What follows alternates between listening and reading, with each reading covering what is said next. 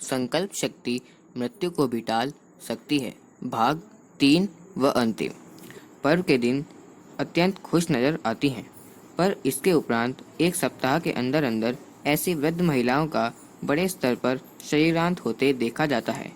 इस संबंध में अध्ययन दल का कहना है कि इस दौरान परिवार के सभी सदस्यों के देखने की इच्छा और सौंपा गया विशेष दायित्व वृद्धाओं के अवचेतन मन में इतना गहरा उतर जाता है कि वह एक तीव्र स्वसंकेत का काम करता है और यहाँ तक उनके प्राणों को भी शरीर त्यागने से रोके रखता है।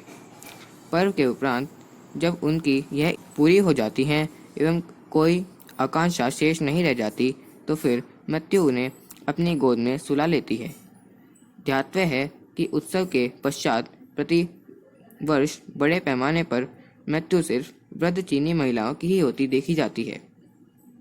वृद्ध चीनी पुरुष अथवा गैर चीनी महिलाओं के साथ ऐसी अप्रत्याशित बात का अध्ययन के दौरान नहीं देखी जाती। इस बारे में अनुसंधानकर्ताओं का कहना है कि चूंकि पुरुषों एवं गैर चीनी महिलाओं का उत्सव से भावनात्मक संबंध नहीं होता, इसलिए उनकी मृत्यु भी उसके लिए रुकी नहीं रहती और पूरे वर्ष स्वाभाविक ढंग से समय समय पर होती रहती है। इस प्रकार इस अध्ययन से उसे पहले का भी उत्तर मिल जाता है कि क्यों किसी संबंधी के लिए मरणासन्न व्यक्ति के प्राण अटके पड़े रहते हैं। इससे यह भी सुनिश्चित हो गया कि जीवन में यदि कोई महत्वपूर्ण व आवश्यक कार्य शेष रह गए और कर्ता उसके प्रति सूक्ष्म स्तर का गहन तादात्म्य हो, तो उसे पूरा होने तक मृत्यु को भी टाला जा सकता है। कई अवसरों पर ऐसे समय में दैवीय सहयोग भी प्राप्त होता है। इसके प्रमाण भी उपलब्ध हैं।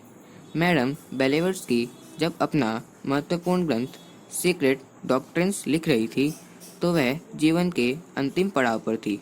दुर्भाग्यवश अभी वह ग्रंथ आधा ही लिख पाई थी कि मृत्युशैया पर आ पड़ी। साथ रहने वाली देवात्माओं ने संदेश दिया कि मृत्यु सुनिश्चित है, किंतु साथ में आश्वासन यह भी दिया कि घबराए नहीं, आप साहित्य सदन जैसे पुण्य कार्य में संलग्न हैं, अतः हम आपका पूरा सहयोग करेंगे। ऐसा ही हुआ।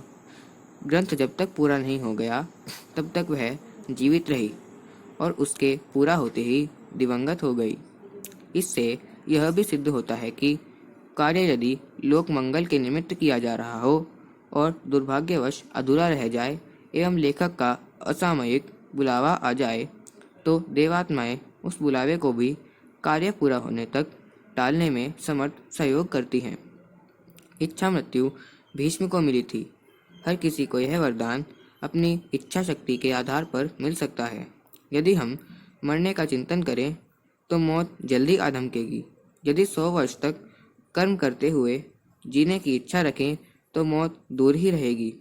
मनुष्य सदैव ऊंचा सोचे व श्रेष्ठ चिंतन करे तो वह जीवन मृत्यु का नियंत्रण भी अपने हाथ में ले सकता है। आखिर है भी तो वह सृष्टा का ज्येष्ठ पुत्र। अखंड ज्योति, मई 1991, पृष्ठ 10। ओम शांति।